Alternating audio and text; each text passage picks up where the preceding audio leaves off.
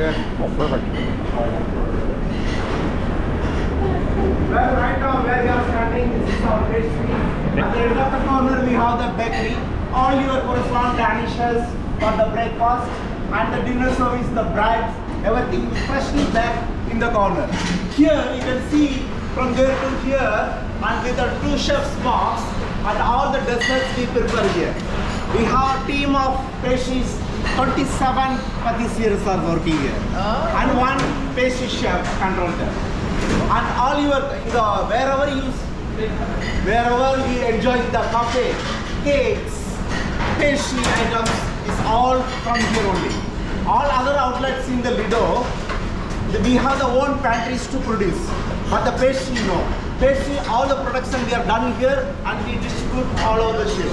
So wherever you enjoying the pastries, it comes from here. Let me introduce Chef Anthony, our pastry chef. He's going to show, as I mentioned, how to make our carnival signature melting chocolate cake. Hello everyone. Hello. Welcome to Pastry, my part of the galley. Yes. How you are doing so far? Good. How's your cruise going on? Great. I hope you all are enjoying your food on board.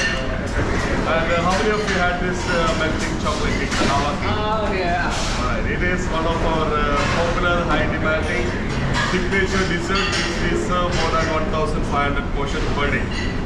So tonight we will do a smaller version demo. And when you finish your vacation, when you go back home, I'm sure you can do this at home. Trust me, it is super easy and simple recipe. As you saw those 5 ingredients on the table, that's all it takes. There is no additional secret ingredient coming from my pocket like that. Everything is right on the table. So you don't have to worry about the recipe. Recipe is printed, you will get on your table while you are dining. Chef will give you, and we just see how I am doing it. And we are going to make portion for 4 for a small family. So what I have here, 4 fresh eggs in room temperature, 3 ounces of all-purpose flour, 2 ounces of granulated sugar, 6 ounces of melted chocolate, 6 ounces of melted butter. So what goes first? The fresh eggs. Fresh eggs I said in room temperature.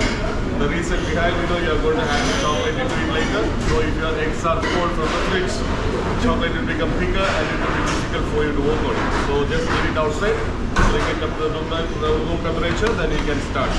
Granulated sugar and the smallest whisk available in my hand.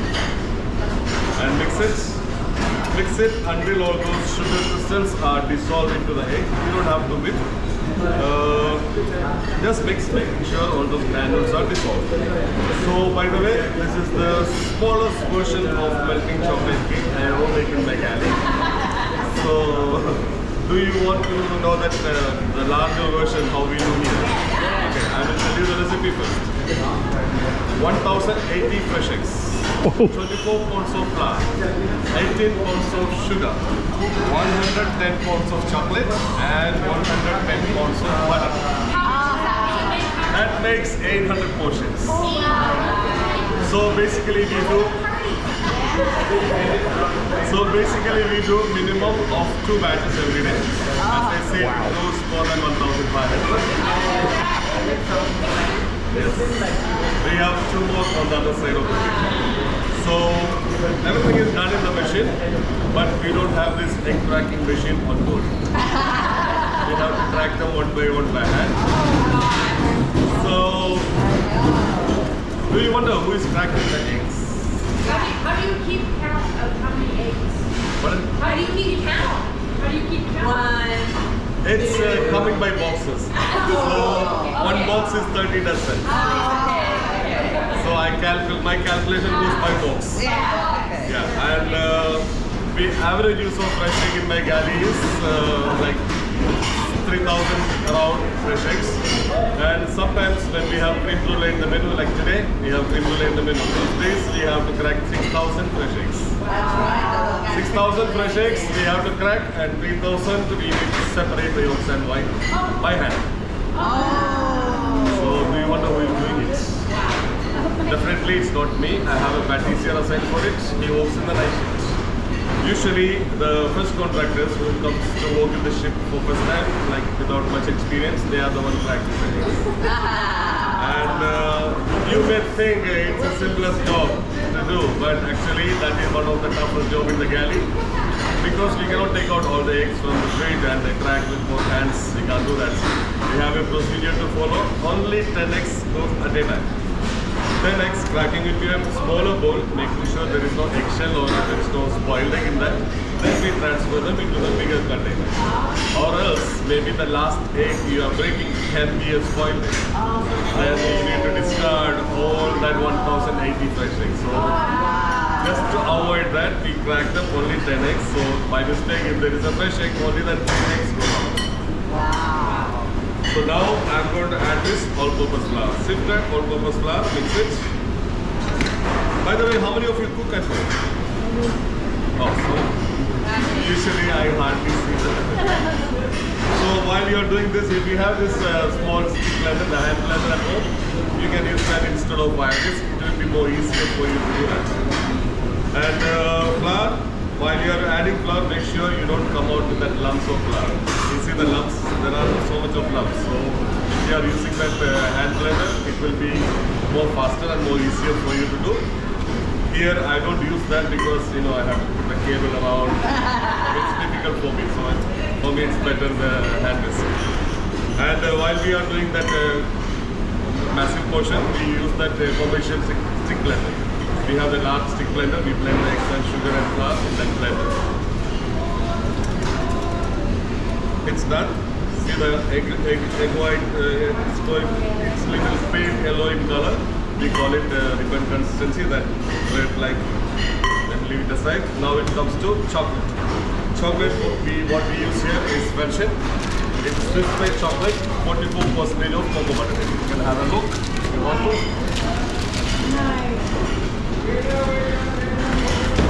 It's 5.5 pounds per packet. And we use 20 of those packets for one batch. Wow. And 40 packets per day. 220 pounds of chocolate per day. Only that chocolate. I still have actually 5 kind of chocolate we use in this galley. This is amazing chocolate, and we have sweet chocolate, we have white chocolate, we have milk chocolate, we have sugar-free chocolate, and we also have vegan chocolate. So if anybody wants to have that vegan version of the melting, we still do it with the vegan chocolate. And unsalted butter melted. While you are doing this, I prefer not to use microwave ovens to temper your chocolate. In the microwave oven, your chocolate will be little overheated, and if your chocolate is too hot and you are going to add this chocolate into the eggs, so the eggs will get partially tempered there itself and you may not come out with the right consistency. Maybe you will end up having chocolate scrambled egg. So what we do is water bath. On top of the simmering water, we place the pan of chocolate and we temper them in a lower temperature. It may take little longer time for us to do that, but still the results are much better. And all of this chocolate goes to the egg.